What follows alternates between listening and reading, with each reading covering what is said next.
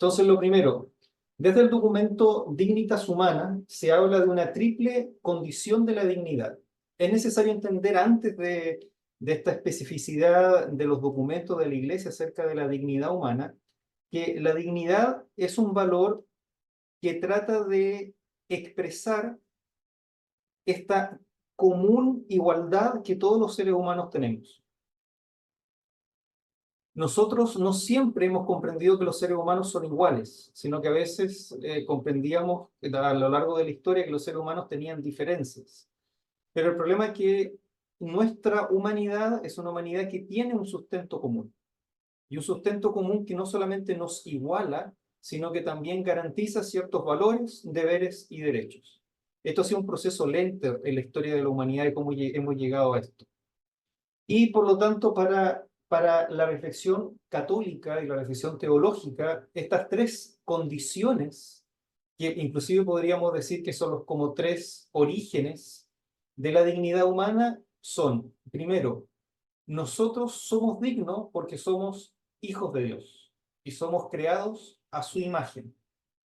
Este concepto de ser creados a imagen de Dios, que es indeleble en el ser humano, implica tres elementos que podemos decir que son importantes. Primero, todos nosotros sabemos que un tema central dentro de la teología católica tiene que ver con esto del pecado de origen, que provoca que nuestra libertad se transforme en una libertad herida, ¿sí?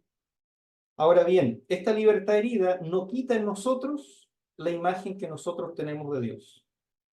Imagen entendida en el sentido de que nosotros no solamente podemos conocer a Dios, y ahí tenemos las dos vías de conocimiento, la razón y por vía natural, y por vía de revelación, perdón, sino que nosotros también podemos acercarnos a Dios así como Dios es.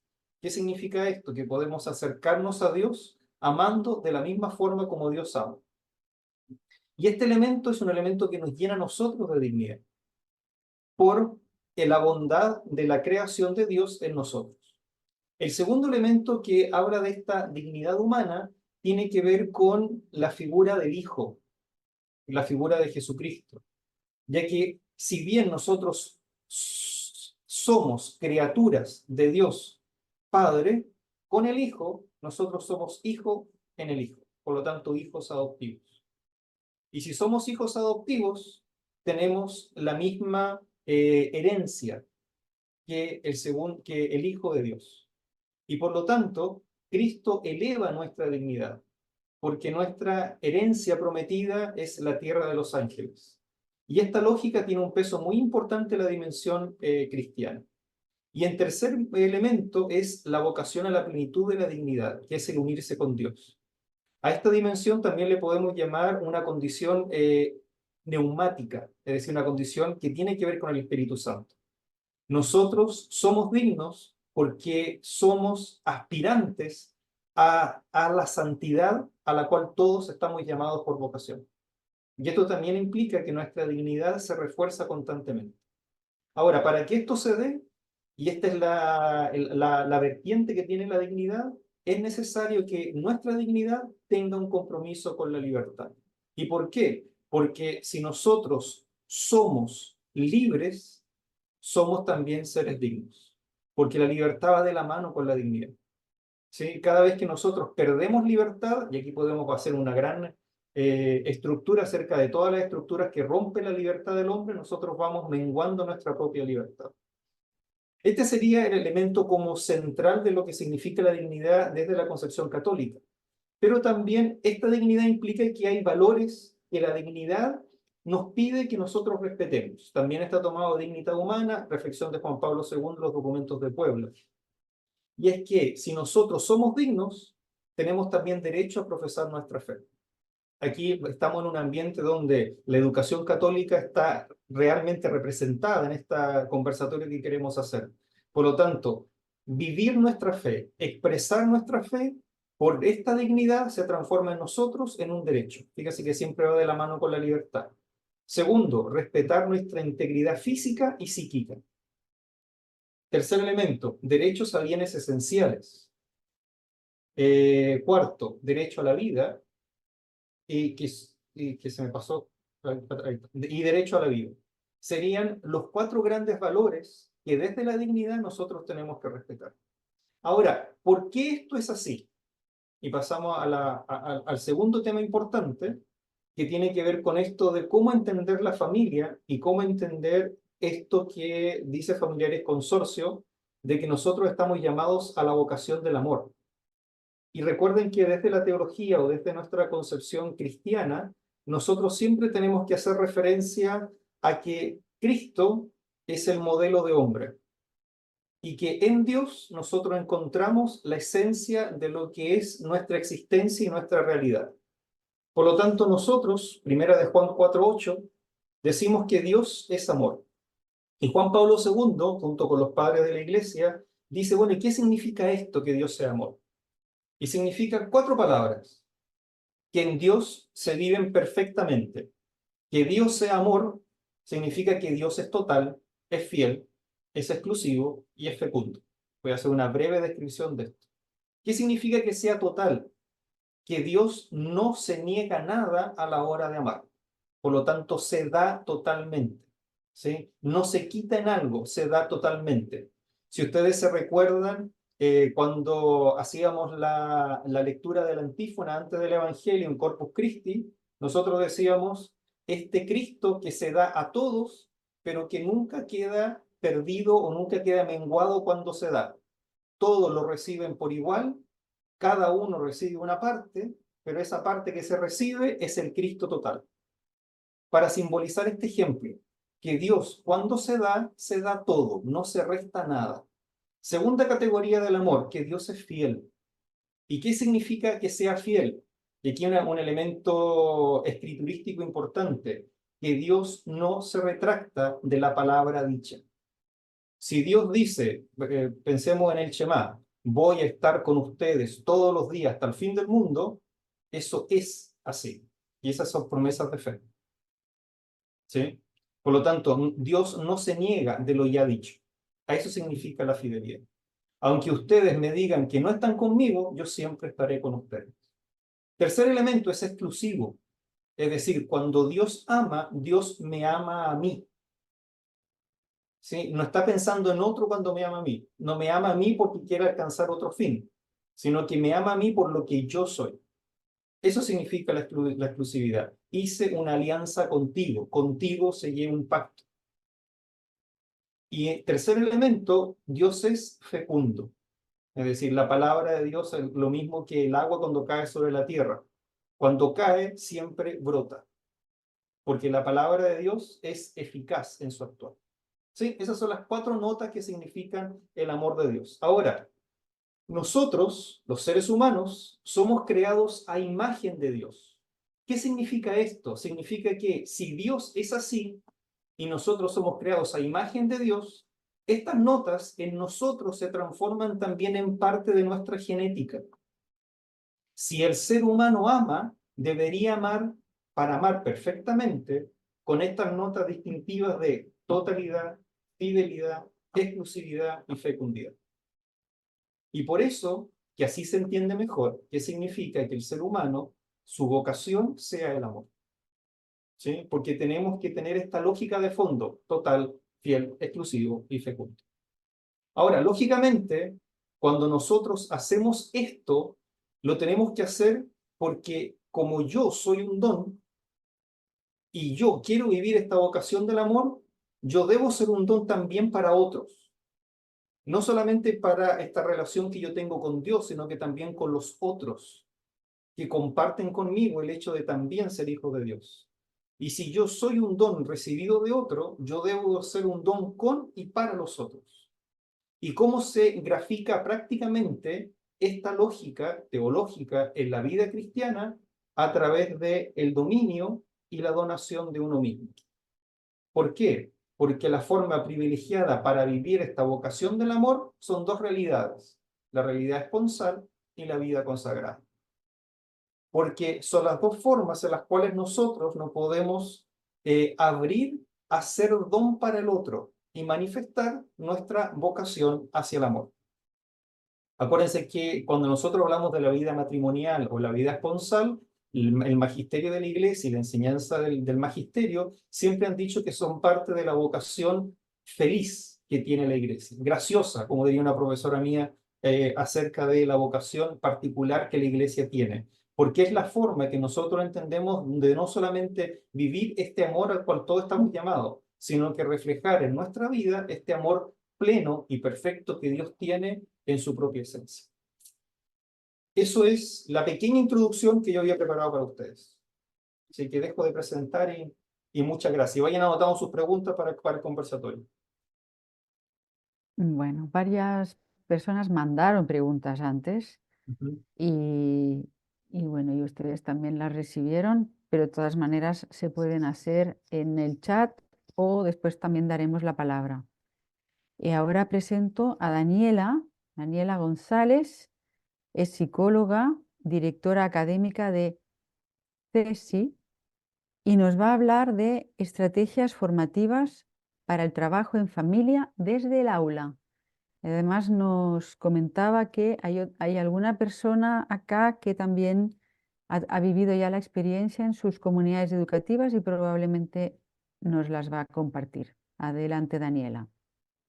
Gracias, gracias. Sí, bueno, vengo a hablar un tema que la verdad que al igual que Paulo da no solo para 10 minutitos, pero he tratado de poner en unas pocas láminas elementos claves que tratan también de poder responder las preguntas que ustedes me enviaron. Así que traté como de armar la presentación para un poquito ir respondiendo esas preguntas y bueno, también si quedan después preguntas, las volvemos a abordar o profundizar si es necesario. Desde la familia, ¿por qué cuesta tanto educar en sexualidad? Lo que nosotros hemos visto a lo largo de la experiencia en CESI es que todo se complica mucho cuando la educación sexual se trabaja de una manera seccionada y donde se pone el énfasis precisamente en los elementos que no son la sexualidad únicamente, que tiene que ver con o la genitalidad o la erótica, etcétera. ¿Qué es lo que nosotros hemos ido desarrollando a lo largo en CESI? Es poder mostrarle a las comunidades educativas y a las familias principalmente, ¿cierto? Que el sexo no es eso que se hace o que se tiene. El sexo es la manera en que nosotros construimos nuestra identidad. Y en ese aspecto es sumamente importante tener en claro que lo que se pone al centro es al sujeto, a la persona. Eso es lo más importante. Y cuando yo pongo al centro a la persona, pongo a la persona con todo. Pongo a la persona con su biografía, con sus deseos, con el ser o hacer pareja, ¿cierto? Con sus vivencias también. Por supuesto que eso también incluye la amatoria, porque es parte del sujeto, y también, por supuesto, la procreación, y que no tiene que ver solo con la procreación, perdón, de solo tener hijos, sino la procreación que nos permite ser fecundos también. Por lo tanto, esta es la primera mirada que les quiero entregar respecto de que aprendamos a mirar el sexo desde la integralidad, porque es necesario para que nosotros podamos avanzar en la educación sexual de nuestros hijos, hijas, de nuestros alumnos y alumnas también, ¿ya? Ahora, si el sexo es todo lo que nos construye, ¿cierto? La sexualidad hoy día la vamos a entender como una dimensión, algo mucho más grande, ¿cierto? En donde el ser humano va a expresar su propia vivencia y ahí nosotros vamos a poder acercarnos a la identidad de ese otro, ¿sí?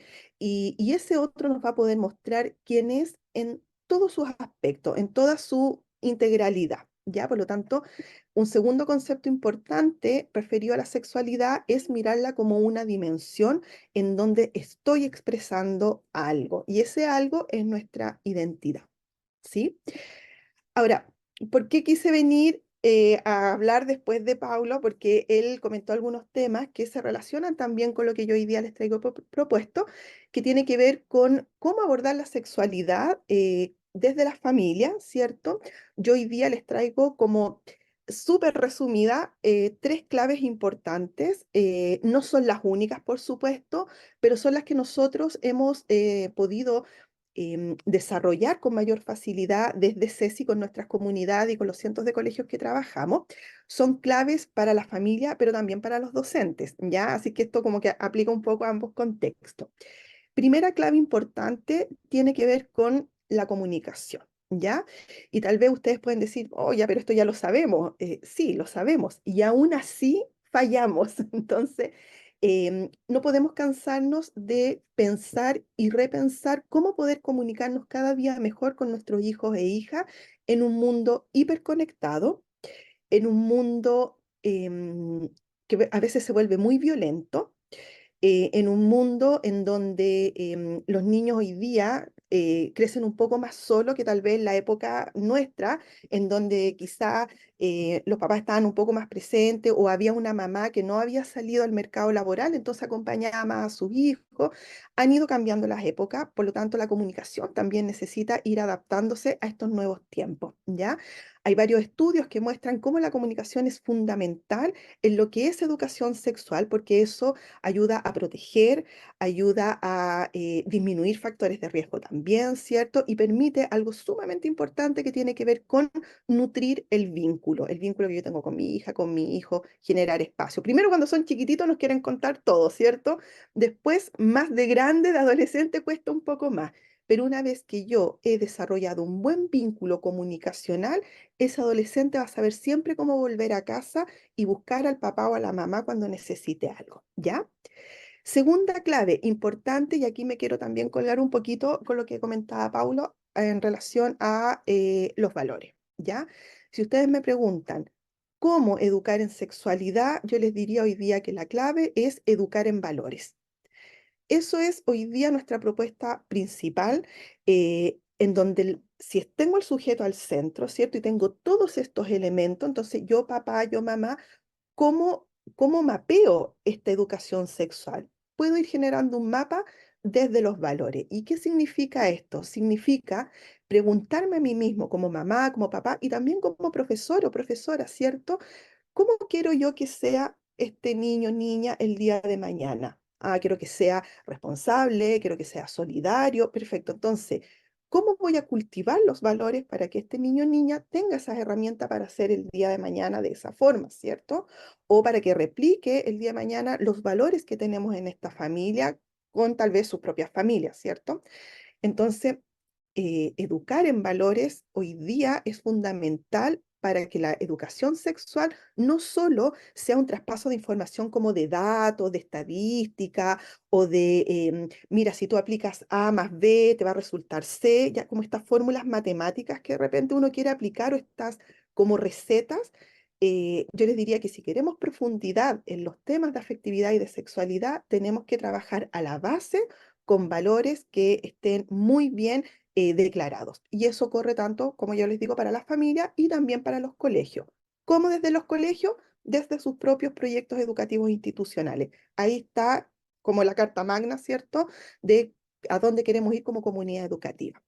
Y la tercera clave tiene que ver con qué actitud tomo yo cuando tengo que educar en temáticas de sexualidad. Y aquí también hay un tema que podemos profundizar tremendamente, pero por ahora les voy a decir que la actitud marca muchísimo el cómo yo voy a abordar algunos temas que a veces son un poquito más sensibles. Por ahí me salían temas de la diversidad o me salían temas como del género, que son temas que son muy sensibles y que mueven un poco el piso hoy en día. Entonces, lo primero para trabajar esas temáticas no es solamente tener el dato de lo que significa o de lo que es, sino que es con qué actitud yo como adulto me voy a acercar a hablar este tema. Y puedo acercarme desde una actitud de rechazo y decir como, de esto no se habla, o aquí nadie habla de estos temas, ¿cierto? Y pongo ahí una muralla, una pared, o puedo ponerme de una actitud mucho más temerosa, entonces como, "Oh, no, mejor cambiemos el tema", ¿cierto? Como que uno, cuando los niños te preguntan ciertas cosas, y uno dice, ay, es que hijo, justo vamos al supermercado, entonces ahora no lo podemos hablar, porque un temor de equivocarse, de decir lo inadecuado, de decir más de lo que uno debería decir, ¿cierto? Entonces, la actitud de miedo lo que hace es generar finalmente una actitud de evitación, ¿sí? Y la otra actitud tiene que ver con una actitud abierta, nosotros le llamamos una actitud de cultivo porque permite que pongamos sobre la mesa distintos temas y que los hablemos a pesar de el miedo, a pesar de la incomodidad que a mí me provoque. Esto no es como que, ay, me siento súper bien, hijo, ven, hablemos todo y como ser súper abierto y tratar o saberse todos los temas. No, la actitud de cultivo tiene que ver con que a pesar de yo trabajo o converso estas temáticas, ¿sí? A pesar de mi miedo, a pesar de mis inseguridades o de lo que a mí me provoque, ¿ya? Entonces, yo les diría que esas son como las tres claves más importantes. Ahora, si por aquí hay gente de algunos colegios, ¿cierto? Sí. La pregunta ahora es ¿cómo como colegio también podemos apoyar a las familias? Y acá vienen algunas pautas prácticas que se pueden trabajar desde el paradigma comprensivo, comprensivo integral, y tiene que ver con que si nosotros vamos a desarrollar algunas actividades para apoyar la educación sexual de las familias desde la sala de clase, necesito generar actividades que tengan objetivos claros y precisos, que siempre estén articuladas con alguna área más del colegio, pastoral, convivencia escolar, em, no sé, los otros planes obligatorios ahora se me fueron, pero bueno, pastoral, convivencia escolar, ¿cierto? Todo lo que tenga que ver con lo que hace comunidad, ¿cierto? Entonces una actividad a lo mejor me sirve para trabajar sexualidad, pero también impacta en convivencia escolar también, o también impacta en el programa de integración, etcétera, ¿sí? Que tenga una estructura para aplicar, porque no podemos solo decir, ya papás, hoy día hay que hablar de la prevención del abuso sexual, a propósito que estamos en este mes fuerte trabajando en la prevención del abuso sexual infantil. No podemos lanzar a las familias así. Necesitan una estructura, qué decir, por dónde empezar, cuáles son las ideas clave, como algunas pautas para algunos tips para que sea más fácil. Y estas actividades se ha observado que funcionan mucho mejor cuando generan diálogo, reflexión, consenso y, por supuesto, que todo eso que se haga esté sostenido en la evidencia. La educación sexual no se improvisa. La educación sexual no se trabaja desde las vísceras, de que a mí me tincó, yo escuché o lo vi por ahí en un reportaje de dudosa procedencia o de un psicólogo que sale en las redes sociales y que a veces ni siquiera son psicólogos. Entonces, para mí es súper importante recalcar eso precisamente. La educación sexual ni en casa ni en un establecimiento educacional, mucho menos, se puede improvisar, ¿ya? Siempre sostenido en la evidencia, como en el dato, ¿sí? Finalmente, ¿por qué yo hoy día les quería hablar de esto? Porque se ha demostrado en distintos estudios que cuando la alianza familia-escuela se fortalece y realmente se trabaja, ocurren muchas cosas buenas para la comunidad educativa, como generar espacios de confianza mutua, se pueden conocer mejor a los niños, a las niñas también, se trabaja en base a una propuesta en común y muchas otras cosas, ¿ya?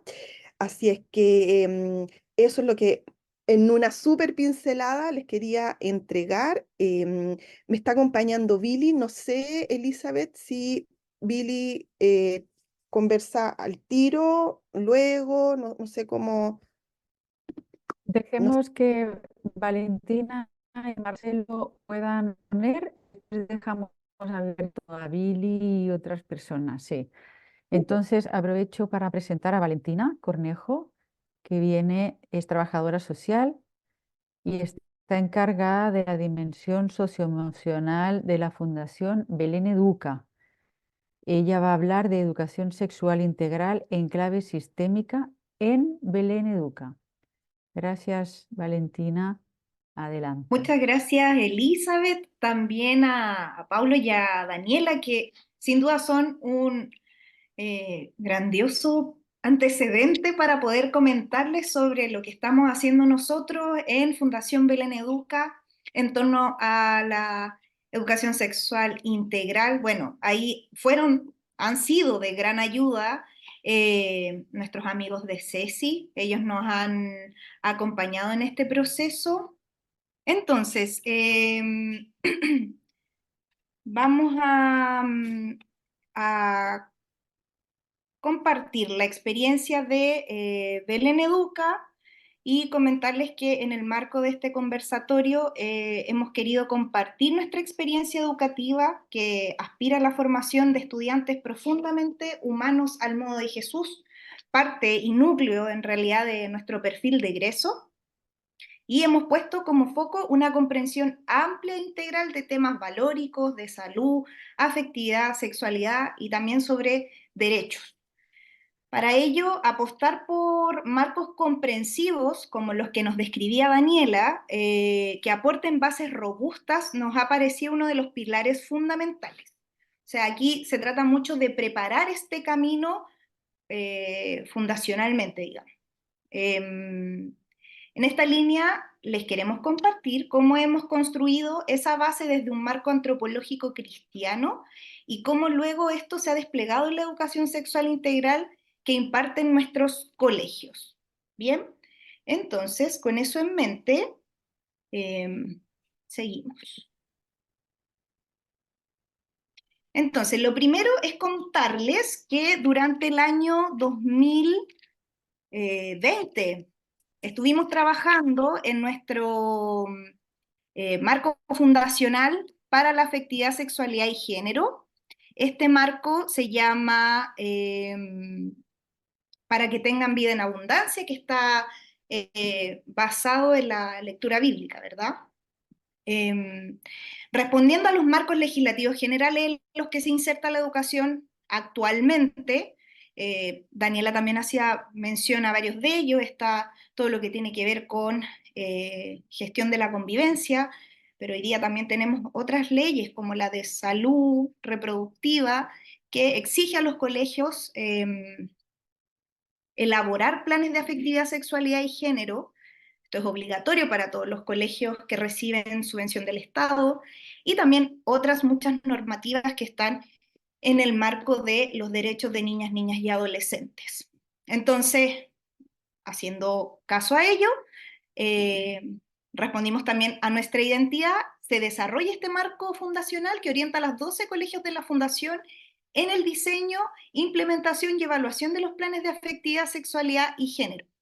Este marco, por su riqueza en cuanto a la robustez técnica que tiene, pero sobre todo a su base evangélica, se funda en nuestro proyecto educativo institucional, el cual es católico, eso está declarado inicialmente, y sobre todo en el compromiso con la educación de calidad en sectores de vulnerabilidad, en colaboración con las familias, esto es parte de nuestra misión, e inspirados en el modo del Jesús profundamente humano.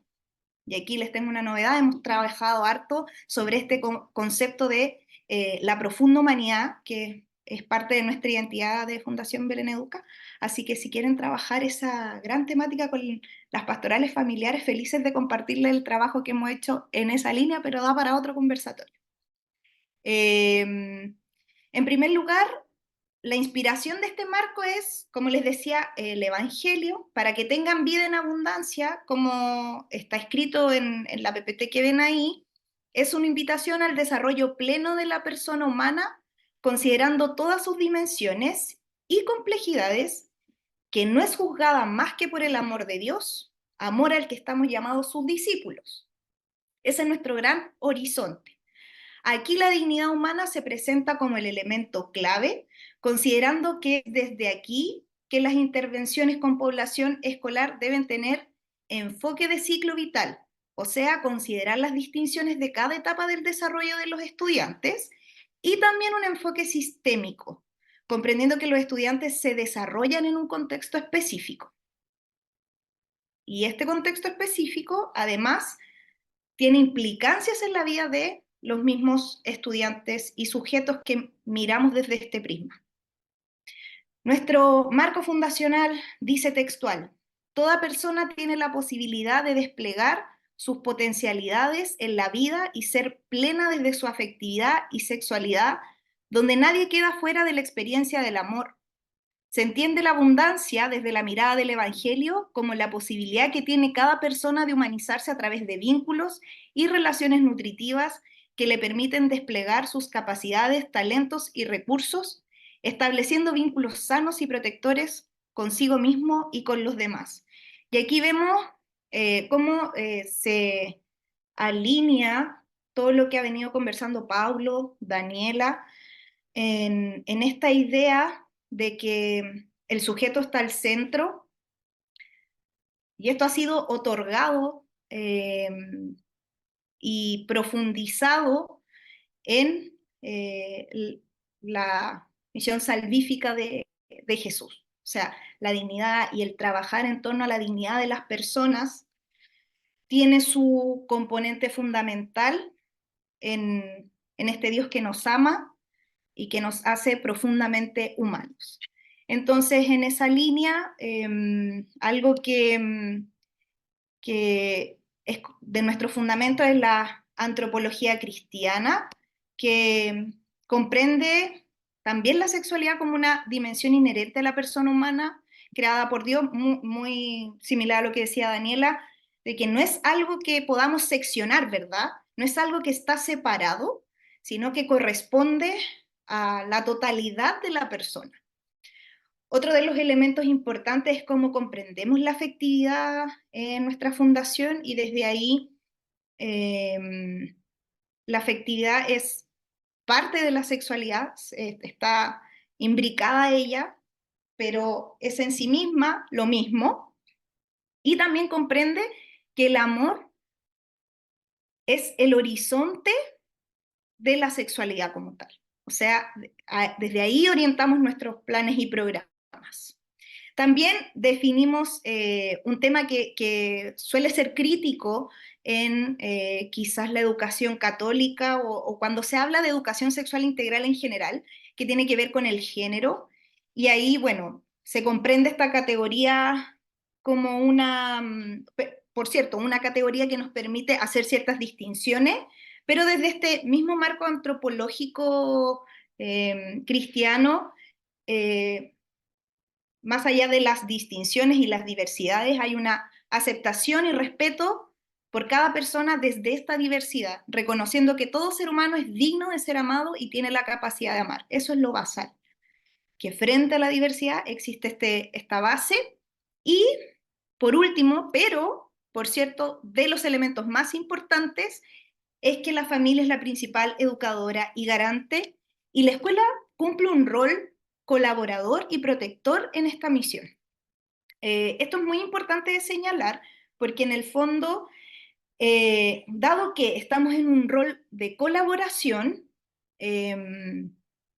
esto se construye desde las necesidades de la familia, desde las aprensiones, también de las alegrías que les trae conocer un programa de educación sexual integral en una escuela católica, y desde ahí presentamos los espacios para que eso ocurra. Bien, en esa línea, comentarles que seguimos alguna iluminación de los clásicos. Esta se trabaja también en la dimensión socioemocional de la fundación, que tiene una naturaleza preventiva y promocional. Y desde esa lógica ha sostenido su propuesta educativa en la psicología del desarrollo y sus diversos aportes, que finalmente nos ayudan a comprender los desafíos de cada etapa vital y adaptar las experiencias de aprendizaje a cada una de ellas. O sea, cuando hablamos de afectividad, sexualidad y género en primero básico, lo hablamos acorde a estudiantes, niños, niñas de primero básico, 6 años, inicio de su etapa escolar. Entonces, adaptamos el contenido.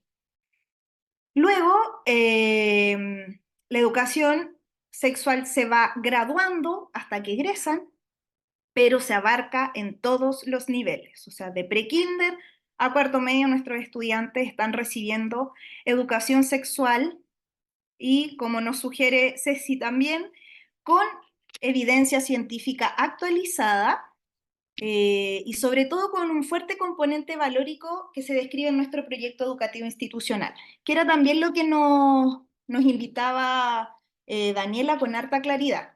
Como cuando trabajamos con valores tenemos que remitirnos a nuestro proyecto educativo institucional. Ahí está la fuente. Y rescatamos eso constantemente. Y desde ahí, con esto resguardado, que es todo este enfoque de ciclo vital, también hemos escogido el enfoque sistémico ecológico de Bronfenbrenner, y este nos da un marco comprensivo y de intervención que considera que el sujeto que se educa se mantiene e interactúa en diversos sistemas y que cada uno de ellos se implica sostenidamente en distinta frecuencia y profundidad. Si ven ahí ustedes en el dibujito, hay un niño, está la familia, ¿cierto? La profesora, y ese es el sistema más íntimo en el que se mueve un niño o niña, ¿ya? Y en la medida que pasa el tiempo, él va ampliándose en estos distintos sistemas y comprendiendo de mejor manera cada uno de ellos e implicándose. En el mesosistema están todo lo que está más cerca de la comunidad familia, la misma escuela, el CESFAM, la municipalidad, el mismo barrio, etc. En el exosistema, todo lo que tiene que ver con las redes institucionales que nos apoyan a través de ciertas políticas, incentivos, etc. Y en el macrosistema ya los gobiernos, los estados, las leyes, que todo eso nos va implicando en el fondo. O sea, hoy día probablemente educación sexual integral estamos hablando porque el macrosistema nos está llevando a movilizarlo, pero también hay otros elementos del sistema que nos invitan a que nos hagamos cargo. Con eso definido, nuestro programa o nuestra apuesta, nuestra implementación se ve de la siguiente forma. Trabajamos con estudiantes, familias y cuidadores, educadores y la red local. Siempre nuestras intervenciones están pensadas con esos 4 actores mínimamente. Pero son acciones que, también como decía Daniela, creo que he citado mucho tu presentación, disculpa el ruido intelectual, pero en el fondo tiene que ver con lo que hemos trabajado juntos, ¿verdad? Nuestro programa de orientación tiene contenido de afectividad, de toma responsable de decisiones, de ciertas competencias socioemocionales, y esa la trabajamos con los estudiantes en las clases de orientación, y además con las familias a través de informativos. O sea, los padres se están enterando, tiempo real, cómo y qué están aprendiendo los chicos en el aula cuando hablamos de educación sexual integral. Y luego tenemos espacios formativos para ello en la reunión de apoderados. Entonces, los chicos están viendo temáticas de educación sexual integral en el programa de orientación, los padres asisten a una reunión de apoderados y ahí reciben una cápsula breve que va a conectarlos con lo que los estudiantes están trabajando en el aula. Por lo tanto, están anticipados y están preparados con contenido de calidad, con evidencia científica, para tratar esos temas en la casa, con también su sistema de valores, que es el que queremos resguardar. También trabajamos con nuestros profesores, con nuestros asistentes de la educación, en los consejos, que es para todos, pero también tenemos acompañamiento, reuniones con los profesores jefes, que son quienes llevan a cabo estos encuentros, y ahí también vamos formándolos en educación sexual integral. Y por último, con la red local, hacemos un catastro de dispositivos de protección a la infancia, salud primaria, salud mental, entre otros, y tenemos convenios de colaboración para que nos puedan ayudar también en este desafío y también a armar redes entre las familias y la red local. Finalmente, la implementación con perspectiva de ciclo vital nos invitó a desarrollar una serie de desafíos y temáticas que vamos a estar trabajando cuando hablamos de educación sexual e integral con los estudiantes de prekinder a cuarto medio. Como les decía, esta se gradúa y con esos estudiantes de cierta edad tratamos ciertos temas relativas a los desafíos del desarrollo que ellos llevan, y también invitamos a las familias a que puedan trabajar en torno a esos mismos desafíos desde su rol parental. Entonces ahí adaptamos siempre el contenido a aquellas principales desafíos del desarrollo que se llevan a cabo en la infancia la adolescencia y la juventud de nuestros estudiantes. No se los voy a leer, pero queda ahí disponible. Yo me imagino que luego vamos a enviar este material, pero más o menos así se ve para nosotros el educar a nuestros estudiantes respecto a educación sexual integral. Muchas gracias. Gracias a ti, Valentina. Qué bueno poder compartir todo esto, que seguramente es lo que van viviendo las comunidades educativas que se acompañan en este tema. Y ahora le doy la palabra a Marcelo Neira, que es periodista y es director del área de incidencia de la Delegación Episcopal para la Educación, conocido por muchos. Él nos va a hablar de elementos del discernimiento cristiano como una competencia educativa. Adelante, Marcelo, y Bueno, muchas gracias. muchas gracias por la convocatoria y sobre todo el tema. Yo no estoy más nervioso por el tiempo que por el tema, así que vamos a tratar de hacerlo mejor. Invitarlos a usar también las presentaciones anteriores como una clave de lectura, porque les vengo como a proponer mirar, aproximarnos al discernimiento cristiano como una competencia educativa. Sabemos que es un patrimonio precioso de la Iglesia, un recurso que está asociado a una práctica de desarrollo espiritual y personal, pero también se pueden rescatar algunos elementos de estos para llevarlo a la familia, a la sala de clase, al equipo de educadores y vivirlo como una competencia educativa. Voy a presentar acá.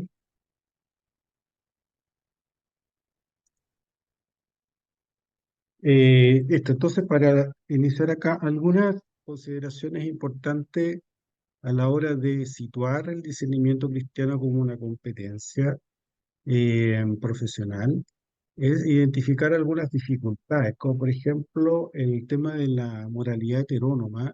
Yo me he topado, no sé si a ustedes les pasa, pero en mi entorno desde hace tiempo, sobre todo entre adultos y adultos educadores, cuando surge alguna coyuntura crítica, algún tema complejo, resuena una duda y una expectativa sobre la iglesia, como por ejemplo, está saliendo tal tema y no sé, la iglesia no dice nada. O sería bueno saber qué dice la iglesia. Y de alguna manera, a la base de esa expectativa hay una moral heterónoma, como que haya un otro, una suerte de autoridad o supraautoridad que diga lo que hay que pensar, lo que hay que decir y lo que hay que decidir, cuando la invitación de nosotros, los laicos, sobre todo quienes estamos comprometidos con la educación, es avanzar hacia una moral más autónoma. Y resulta que sí, la Iglesia ha dicho y dice muchas cosas y muy pertinentes y muy buenas, pero tal vez tenemos problemas comunicacionales o de oportunidad. Eh, pero existe esa expectativa que a mí me llama la atención. Otra dificultad es que a veces no reconocer la relación entre el saber experto y el saber profano, que se da también acá y que es muy interesante esa relación a la hora como ingrediente, ¿cierto?, del discernimiento, pero también son variables que se manejan mucho hoy en día en la resolución de controversias. El saber experto, el saber de las evidencias, de los estudios, de los análisis, de la documentación, y tan importante como es el saber profano, el del día a día, el de la intuición, la sabiduría popular. El saber experto necesita del saber profano porque el cable a tierra, si no, quedaría encumbrado y no sería relevante para tocar nuestra realidad. Y el saber profano necesita el saber experto porque el paso de las creencias, la evidencia, y si no está ese saber, podríamos quedarnos encapsulados en las dinámicas del prejuicio y la generalización. También otra dificultad concreta, el desconocimiento del magisterio, pues, cuando se habla de ¿y qué dice la iglesia a propósito de tal cosa? Y acá yo lo siento mucho, siempre han dicho cuando hacemos carta o documento que sea breve porque los chilenos no leen o la gente no lee, pero bueno, no tenemos otra. Yo creo que una de las responsabilidades que tenemos los educadores es leer y conocer el magisterio, y no solamente leer y conocerlo, reflexionarlo con nuestros pares, ¿ya? Y reflexionando en esta clave, no como algo que dice un otro, no es un magisterio, no es una receta, sino un marco de referencia para saber qué hacer con nuestra libertad. Y otra dificultad es que no solamente tiene que ver con el conocimiento del magisterio, sino tener también la capacidad para interpretarlo de manera situada, ¿sí? Para llevarlo a la realidad concreta, para hacerlo dialogar con lo que estamos viviendo, las comunidades, los colegios, la sociedad en general, sobre todo en temáticas complejas.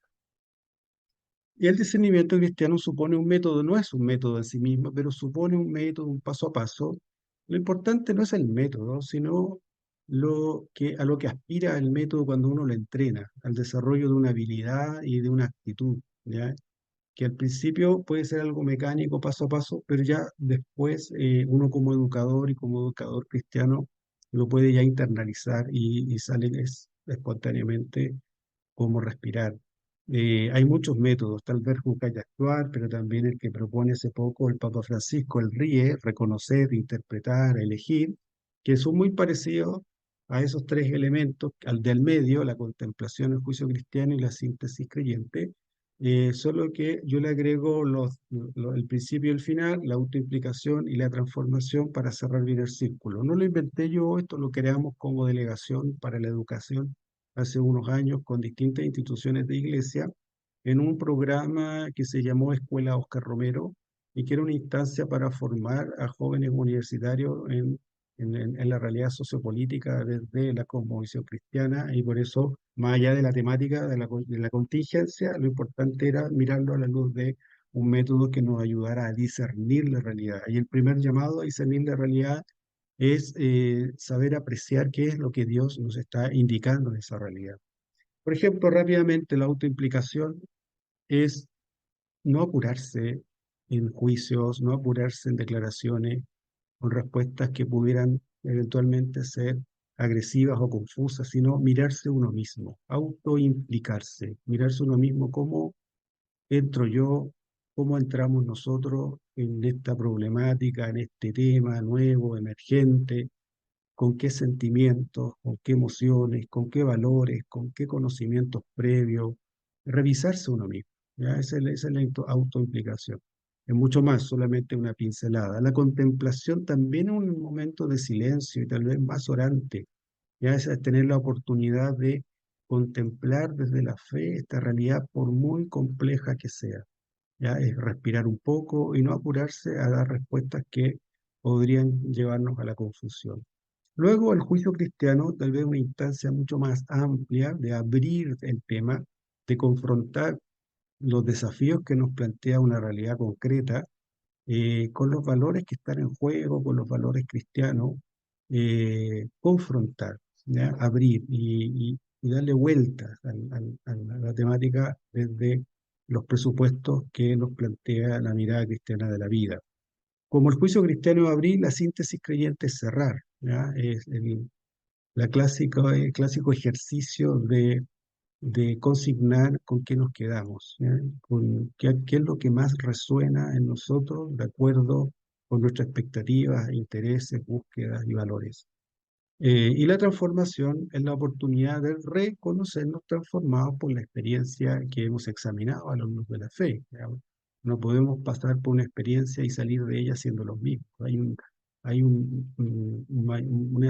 Una mayor expansión de la conciencia que es importante consignarla y celebrarla. Y algunas pistas a nivel magisterial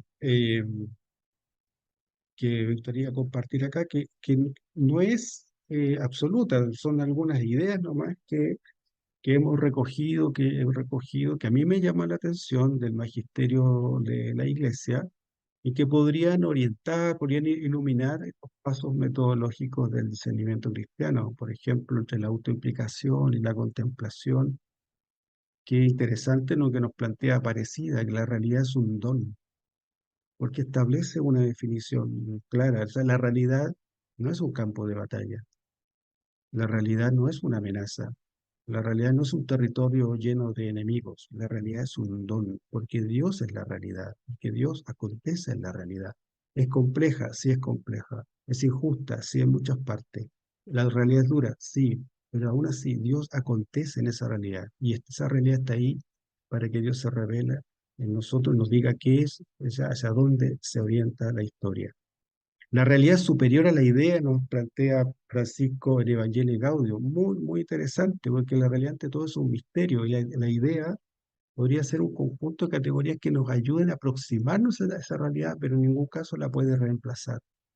Entonces, está interesante ese gesto de humildad que nos plantea en Evangelii Gaudium. Fe y vida inseparables, Christi Fidelis Laice, fundamental, criterio. Fe y vida son inseparables a la hora de aproximarnos a tener algún juicio cristiano de las realidades complejas. Y contemplar el mundo desde adentro, querida Amazonía. Ese compromiso con la realidad, con los grupos, con las personas que están viviendo en concreto alguna situación crítica y no con una mirada externa que podría ser fría y distante. Respecto del juicio cristiano, también hay algunos consejos bien interesantes de los documentos de iglesia, solamente esbozo alguno, el consejo de San Pablo a los tesalonicenses, sometan todo a prueba y quédense con aquello que es bueno. La autonomía de los asuntos temporales, Gaudium et Spes, a propósito del diálogo que es necesario establecer desde la iglesia con la cultura, con la política, con las ciencias, con la razón, la autonomía de los asuntos temporales. No todos pueden ser explicados desde el magisterio, nos recuerda Francisco en Amoris Laetitia, un gesto también de honestidad respecto de cómo avanzan los saberes ¿ya? En otras áreas y el tiempo que se necesita la reflexión teológica también, ¿ya? Que no podemos hacerlo a la rápida y por eso hay ese reconocimiento que no todas las cosas que vivimos hoy día pueden ser explicadas desde el magisterio, o hay distintas interpretaciones y todas legítimas. Gaudata exultate nos plantea esa idea. Y la formación de la conciencia moral en Amoris Laetitia como horizonte formativo, y nos ayuda la carta que nos hicieron leer para este conversatorio, Dignidad, ¿cierto? Dignitas Infinitas, sobre las distintas acepciones de dignidad que son muy aclaratorias para hacer un juicio cristiano. Y vamos terminando respecto a lo que es la síntesis creyente y la transformación, también como pistas desde el magisterio que nos anime a conocerlo un poco más. Criterio, buscar la verdad y el bien, veritate splendor. El principio de gradualidad en Amor y Leticia también, porque la gradualidad de uno, de una comunidad, de una persona, es distinta a la gradualidad del otro, especialmente si, en quienes tenemos el deber de acompañar esos procesos. También importante la ética del bien posible, Evangelii Gaudium. El bien posible mío es distinto al bien posible de mi compañero que estemos viviendo situaciones parecidas. ¿Cuál es el bien posible de una familia? ¿Cuál es el bien posible de la sociedad chilena a propósito de los debates legislativos o la llamada agenda valórica que tenemos por delante? Es un tema y hay orientaciones muy interesantes respecto de cómo abordar desde lo católico esos temas. Diálogo, fe y cultura, Gaudium et Spes, y el principio fundante del amor de Caritas Est. Muchas gracias. Gracias a ti, Marcelo. Y como sé que está con nosotros en este momento también Paulina Pérez, que la invitamos y se ha conectado y estamos hablando acá y me dice que no va a poder estar hasta el final. Me gustaría pasarle la palabra porque ella, como directora del Departamento de Promoción de Ambientes Sanos y Seguros del Arzobispado, dentro de la Delegación Verdad y Paz, también me gustaría que nos comentara alguna cosa, si puede ser, Y muchas Paulina. gracias, Elizabeth, y muchas gracias a todos y a todos los presentes por esta invitación. Sí, más bien habíamos conversado con Elizabeth la posibilidad de poder compartirles a ustedes los énfasis que actualmente nuestra iglesia a nivel nacional y particularmente nuestra iglesia de Santiago está haciendo en el camino de ir promoviendo estos ambientes sanos, ya que aquí incluso veo algunas caras conocidas también de personas que se han ido formando en estas materias, que también es un tema muy importante de promover al interior de los establecimientos educacionales. Y en función también de la temática propia de este conversatorio, quisiera compartirles con ustedes también quizás no tan una buena nueva, probablemente muchos de ustedes también conocen, que ya desde el año 2020 nuestra iglesia a nivel nacional tiene un documento que es el documento Integridad en el Servicio Eclesial, el documento ICE. Y yo sé que hay varios aquí que lo conocen, ¿ya?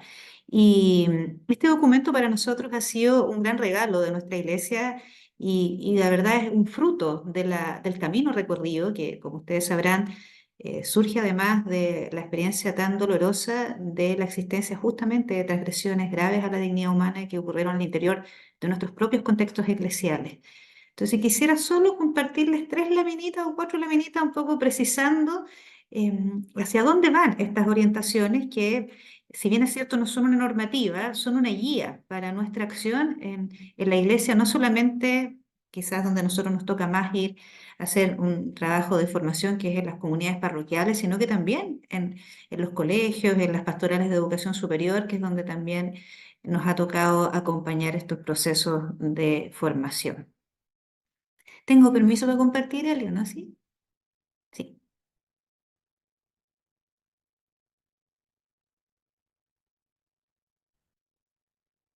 Y muy breve, bueno, contarles que este documento surge el año 2020 también como una respuesta a la necesidad no solamente de prevenir los abusos sexuales, ya acá hemos comprendido que la manifestación de esta dimensión del abuso es una expresión también de quizás unos modos de relación, digamos, unos estilos de vinculación muy en la línea también del abuso de poder que favorecían la ocurrencia de este tipo de abuso. ¿Ya? Y también hay una dimensión estructural y organizacional que también está ahí, de alguna manera, propiciando que ocurran este tipo de dinámica que también, de la cual tenemos que hacer cargo. Y es por lo mismo que, más que prevenir abusos sexuales y más que solo promover ambientes sanos, nosotros no somos muy de la línea de sanos y seguros, sino que más bien ambientes sanos. Lo que nos moviliza hoy en nuestra delegación y en nuestra iglesia de Santiago es la instalación de lo que hemos denominado, y también lo acuña el Santo Padre, esta cultura del cuidado.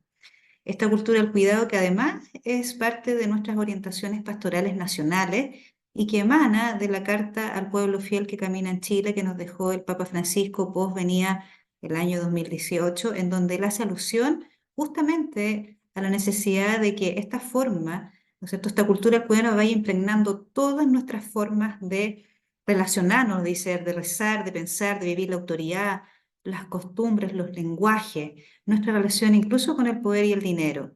Y además nuestro actual vicario pastoral lo refrendó en nuestra asamblea de inicio de año pastoral, señalando que además de acoger los desafíos, ¿no es cierto?, que se nos ofrecen en este minuto, que tenemos que de alguna manera enfrentar como iglesia, esta iglesia que nos proponen también, que tiene que seguir potenciando esta iglesia en salida, no es posible si es que no nos cuidamos los unos a los otros.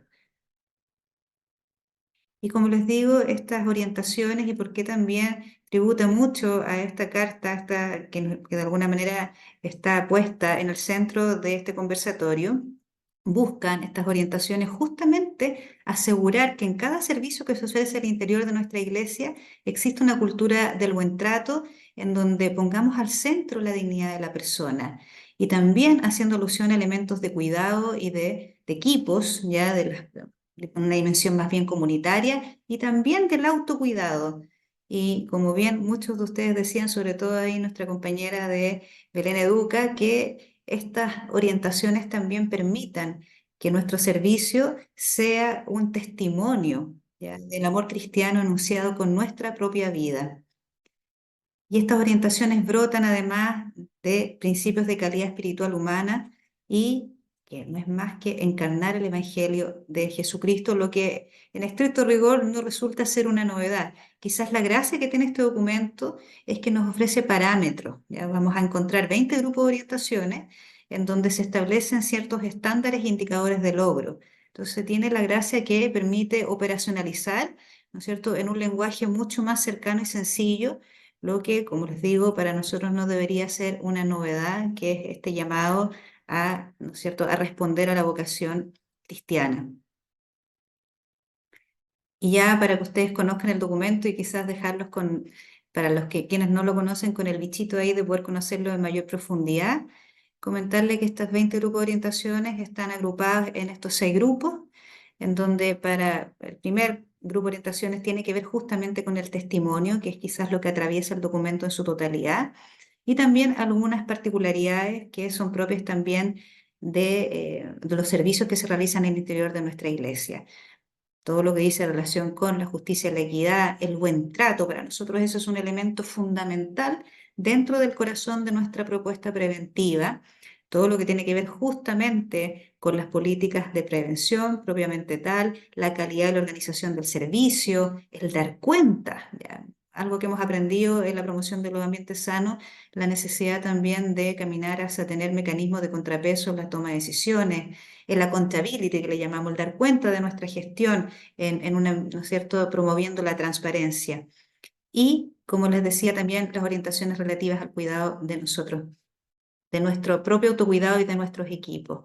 Entonces, solo comentarles eso, que estamos en esta línea en la arquidiócesis formando y también ahora queremos ir caminando y avanzando en esto, en la formación hacia los establecimientos educacionales, pero en la lógica de ir promoviendo esta cultura del cuidado. Ya eso es lo que en este minuto para nosotros es lo central dentro de la labor de la delegación.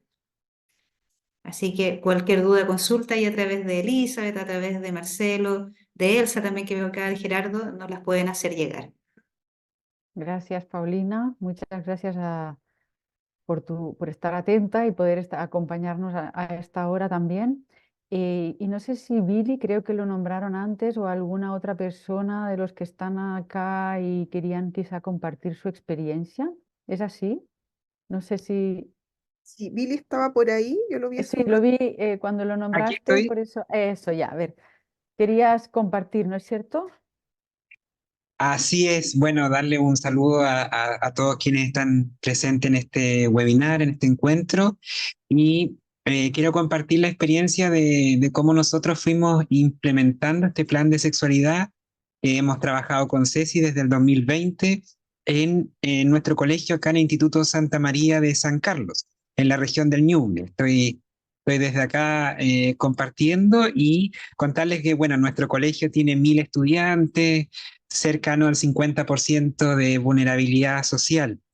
Y en primer lugar, yo creo que es importante mencionar de que de parte nuestra como colegio hubo un proceso grande de discernimiento para poder buscar un plan de sexualidad, porque acuérdense que estábamos en una época donde cada establecimiento debía buscar los caminos para poder encontrarlo y poder llegar a un plan. Entonces, hicimos esto y aquí yo creo que también pesa mucho cuánta convicción tiene la institución para poder tomar esto como una opción y como un trabajo que se tiene que desarrollar. Porque esto, como bien decía Daniela, no se improvisa. Estas son etapas que se tienen que ir instalando en la vida de la comunidad. Y creo que eso ha sido muy importante para ir creciendo en el tema de la sexualidad y sobre todo de poder hacer que la comunidad entienda estos nuevos conceptos, porque es un cambio también paradigmático el que se tiene que vivir, porque muchas veces pasamos desde el miedo extremo a que no se hable del tema, a de repente pasar a que todos podamos conversarlo con naturalidad. ¿Y qué les quiero contar como experiencia? Bueno, yo creo que hay puntos bien fundamentales. Lo primero que nosotros destacamos es que todo el personal del colegio está capacitado, todos han hecho el curso. Y en esto no nos fuimos solamente a los que son profesores o asistentes de la educación, profesionales, por ejemplo, sino que desde el auxiliar que abre la puerta hasta el sostenedor del colegio tiene que estar formado en esto. ¿Y por qué? Porque nosotros damos cuenta de que cualquiera de nosotros puede dar respuesta frente a alguna duda que un estudiante tenga. Sabemos que los auxiliares, por ejemplo, tienen mucha cercanía con los niños, pueden orientar o por lo menos saber de qué se está hablando. Entonces era necesario que todos pudiéramos abordar esta temática. Y nosotros comenzamos a trabajar oficialmente desde el 2020 en adelante. Y hemos visto cómo se ha ido creciendo, y esto lo quiero demostrar también con los números, de cómo se ha ido avanzando en esto, porque entendemos que la sexualidad también está a la base de la convivencia. Y ese es uno de los puntos que también ha mejorado mucho. Por ejemplo, nosotros cuando comenzamos este camino teníamos una alta tasa de denuncia de todo tipo, vulneración de derechos, maltrato, y todos esos números han ido bajando gracias también a la instalación del programa y del trabajo que se lleva en todo sentido. Por ejemplo, este año, a lo que va la fecha, solamente tenemos 15 activación de protocolos o sea, 14 por maltrato escolar y 1 por alcohol y droga. Y eso para un colegio de 1000 estudiantes, entonces igual es un número bastante bajo, y también en el CIMSE lo hemos visto reflejado cómo va aumentando la curva hacia los puntajes de convivencia escolar que van aumentando y la autoestima escolar. Entonces, de alguna manera, eso nos muestra que el programa, en la medida que se transparenta y se sociabiliza con la familia, de alguna manera va ayudando a generar una mejor conexión. Hoy día ya no existe ese miedo a hablar los temas. De hecho, el año pasado tuvimos estos vínculos que hacemos con las redes locales, tuvimos la oportunidad de venir al CEFAM a trabajar un tema de sexualidad, como lo comprende el CEFAM como salud pública, y en quinto básico. Y tuvimos solamente un apoderado de los 70, que es el nivel, que se negó a que el estudiante asistiera. Entonces, eso también va mostrando cómo se va dando ese cambio de cultura, esa apertura que es tan necesaria para poder dialogarlo. Podemos indicar también de que de alguna manera la autoestima también dentro de los estudiantes, porque nuestra apuesta también y lo que ofrece el programa es que apoya mucho lo que es el autoconocimiento de los estudiantes y la autopercepción. Entonces, ¿qué nos hemos dado cuenta? Nosotros en séptimo básico evaluamos a todos los estudiantes con autoestima escolar. El año 2020 nosotros en promedio teníamos casi 35 estudiantes con una baja autoestima escolar. Hoy día, 4 o 5 años después, podemos hablar de que son solo alrededor de 14, 15 los que estamos teniendo por año, y que son fáciles de alguna manera de dar de alta en el tiempo. No son casos tan críticos y duros. Y eso también habla de que los jóvenes ya se pueden reconocer en sus emociones, saben identificarlas. Entonces pueden acudir también a una biblioteca interior para poder expresar lo que están sintiendo. Dentro de todas las cosas y los beneficios que hemos tenido, esto nos ayuda también en un punto que quizás no siempre se ve, de que el joven, bueno, como misión de todo colegio, también entregarle las herramientas y habilidades para el futuro, pero también es acompañarnos en el proyecto de vida, que es lo que mencionaban anteriormente. Y esto lo vemos muy claro cuando ofrecemos la entrevista vocacional a los estudiantes. Tenemos un gran porcentaje de estudiantes que sí sabe lo que quiere hacer con su vida después de lo que va a ser cuarto medio. Y eso sin duda siento que pasa por el autoconocimiento que se logra. Eso no es casual, no es que se improvisó, sino que hay una estrategia, y apelo mucho a esto, a la convicción de entender de que estos procesos necesitan tiempo. No es que se van a lograr de un rato para otro. Es imposible pensarlo así. O sea, no, seguramente va a sucumbir, y yo en algún momento también lo escuché, puede pasar de que en los colegios no suceda esto de la pastoral de los tincas. Me tinca esto, vamos todos para allá, me tinca esto otro para el otro lado. Entonces, necesitamos de alguna manera entender esto como una realidad.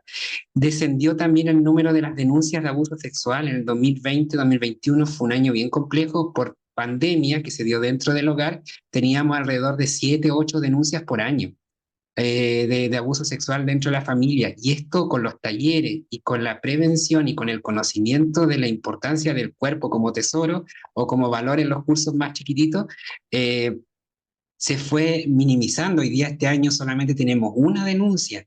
Entonces, los niños también han perdido el temor de hablar estos temas, de decir lo que les pasa, decir lo que sienten, y sobre todo con palabras correctas.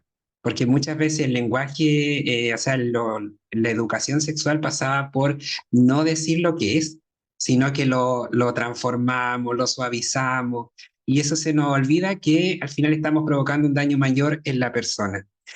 Eso es lo que puedo comentar así a grandes rasgos en la experiencia. Nos ha ayudado mucho, nos ha ayudado también a ordenar nuestro trabajo. Creo que un plan así nos consolida y sobre todo nos abre puertas también para el futuro. Y como desafío que queremos instalar para el próximo año desde ya, es comenzar a hacer la autobiografía de cada estudiante, porque sin duda que ese relato que cada niño va a ir construyendo desde prekinder y cuando termina en cuarto medio va a ir siendo significativo y le va a ayudar, le va a dar más peso también a su decisión vocacional. Creemos que mientras nosotros entendamos de que la mirada a la sexualidad cambie hacia la biografía de la persona, dejamos de mirar lo que pase con la genitalidad o lo que puede pasar también en un concepto más peyorativo a lo mejor de lo que sucede entre las piernas. Mientras cambiamos eso, nuestra vida y también la vida de los estudiantes se hace más natural, el diálogo es más natural. Nosotros aquí en San Carlos, en 2020 tuvimos 2019, el primer alumno transgénero, y podría haber sido una tremenda polémica, pueblo chico, diferentes cosas, pero se dio con esa naturalidad de poder conversar, de poder dialogar, de poder entender, de que hay temas, por ejemplo, algo tan simple como la lista del curso. La lista del curso, ustedes saben que viene con nombres oficiales, entonces no viene con el nombre social. Entonces también ahí hay un cambio cultural que todos tuvimos que ir haciendo para poder traspasar esto. Así que eso puedo contar de nuestra experiencia. Sabemos que nos quedan muchos más desafíos. Esto es una tarea de todos los días, pero sin duda que en la medida que nos vayamos formando y vayamos siendo abiertos a lo que va pasando en la sociedad y leyendo lo que pasa ahí, lo más probable es que podamos avanzar por esta ruta. Muchas gracias.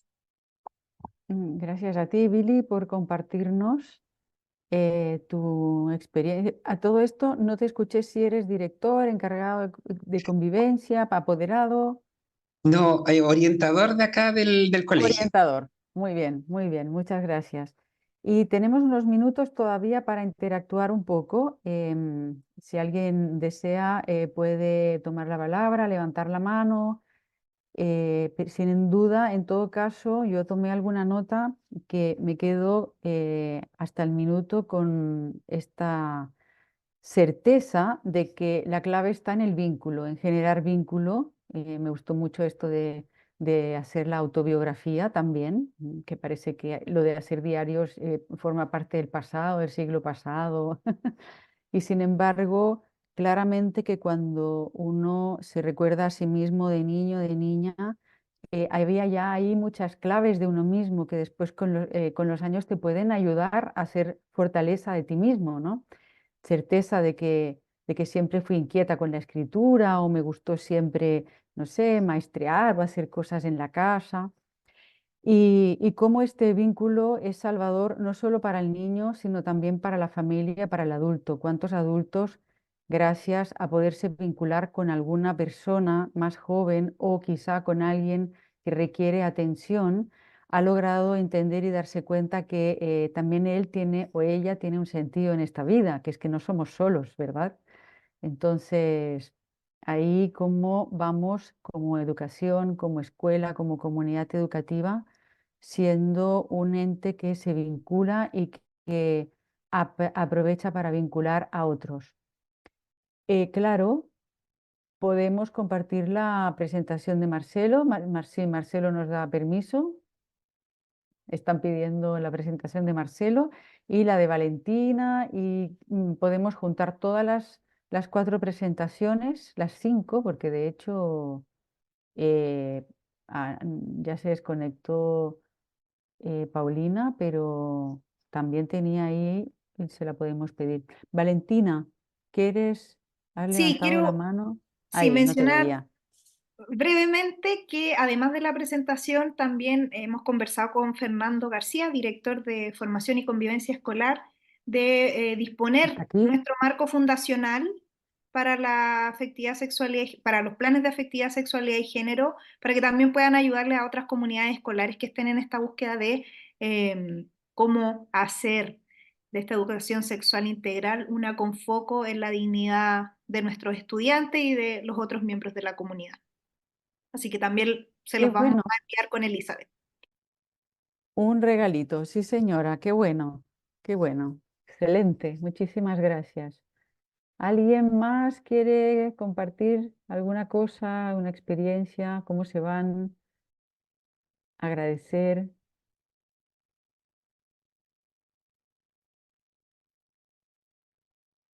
Pues entonces, muy puntualmente, cerramos, terminamos, así los que todavía están en la oficina o en el trabajo y se están por ir podrán apagar el computador a tiempo. Muchas gracias por acompañarnos, por estar acá juntos y prontamente esperamos también poder abrir otro conversatorio. Este año tenemos ganas de poder hacer un segundo y ahí estamos dándole vueltas a algún tema que tenga que ver con familia y con educación. Así que son bienvenidas los correos, los comentarios a Elsa, a mí o a cualquier persona de la delegación. Gracias.